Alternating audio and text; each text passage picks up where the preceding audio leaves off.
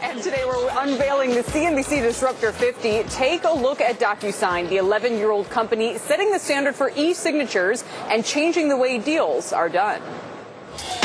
Sign on the dotted E line. DocuSign's cloud-based e-signature technology allows users to digitally prepare, send, sign, and manage documents securely without ever relying on pen, paper, or fax machines. It's available in 44 languages, and its electronic signatures are legally binding around the world. More than 105,000 companies, from HP to Sony to Yahoo, pay DocuSign to help speed up transactions and cut costs. DocuSign, which threatens a range of companies from FedEx to Xerox, has raised over $200 million from investors including Kleiner Perkins, as well as the National Association of Realtors, whose members use its technology. Joining us now is Keith Krach, the chairman and CEO of DocuSign. Also joining us, our very own Julia Boorstin, who's been leading coverage of this list for us. Julia, welcome back. And Keith, look, people have said that credit is the lifeblood of the U.S. economy. I wonder if it's not signatures. Well, you know, it's all about transactions, and people have been doing it with paper for the last 3,000 years. So we've got an opportunity to change the way business is done. Now, Keith, I think it's really interesting that you have this deal with the National Association of Realtors. They obviously have a very strategic investment in you, but what's the area where you're seeing the biggest growth right now? Right. So in the real estate area, we've basically become a verb. The biggest area that we see is in the financial services area and insurance as well, because there's just so much paper in that area. So we have 14 of the top 15 wealth management companies that are rolling us out. Merrill Lynch is rolling us out to their 19,000 financial advisors. Morgan Stanley's rolling us out to their 14,000 financial advisors. 12 of the top 15 insurance carriers are rolling us out internally. So who's your biggest competition? There's no doubt about it. It's paper. It's not the fingerprint? Couldn't that displace the signature? Well, we actually have multiple levels of authentication. Actually, biometrics is one of those. Smart.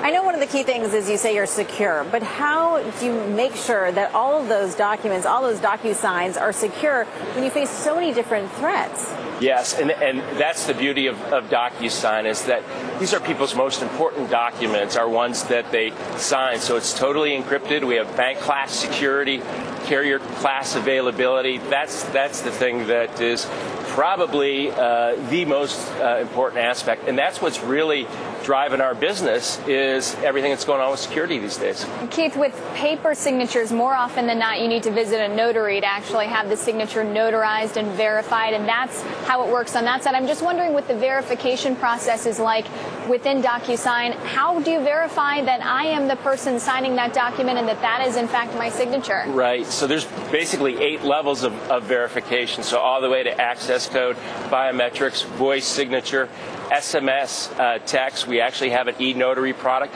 So it's a combination of all those depending on what type of transaction. Lots of changes coming in the mobile space. We saw Apple at WWDC. We're about to see some more from Android.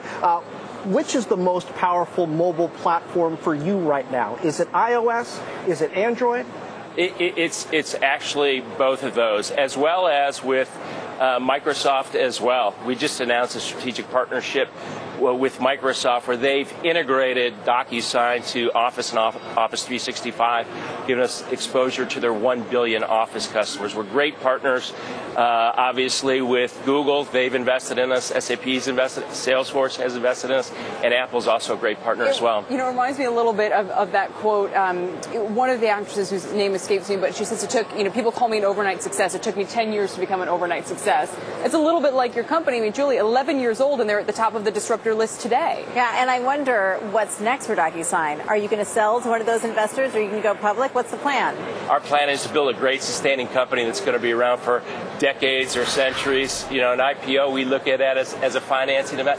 And key to our strategy is to not only survive, but thrive in a heterogeneous environment. That's why we have so many partnerships, and all the big software companies have invested in it. But you've compared yourself to Visa, and I'm interested because Visa struck a partnership with the banks where they all took an ownership stake. I'm wondering if you could do that with some of these software companies. Well, that in essence is kind of what's going on. I just had a conversation with Ryan McInerney, the 38-year-old president whose office is kind of right next to us, and he goes, I get it. He goes, what we've done in the payments area, you guys are doing in the documents area. He goes, our enemy is cash. Your enemy is paper.